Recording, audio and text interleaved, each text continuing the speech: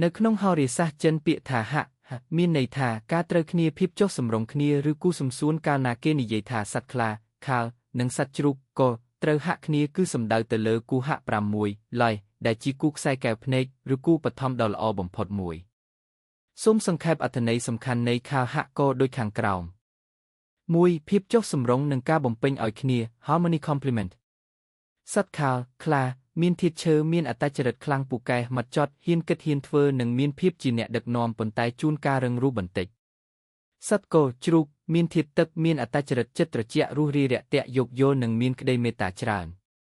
អត្ថន័យធាតុទឹករបស់សត្វគោជួយចិញ្ចឹមបីបាច់ធាតុឈើរបស់សត្វខាលភាពទន់ភ្លន់របស់សត្វគោអាចសម្រាលភាពឆេវឆាវរបស់សត្វខាលចំណែកភាពរឹងមាំរបស់សត្វខាលជួយការពារនិងផ្ដល់ភាពកក់ក្ដៅដល់សត្វគោ 2. ខាងផ្នែកទំនាក់ទំនងនិងគ្រួសារ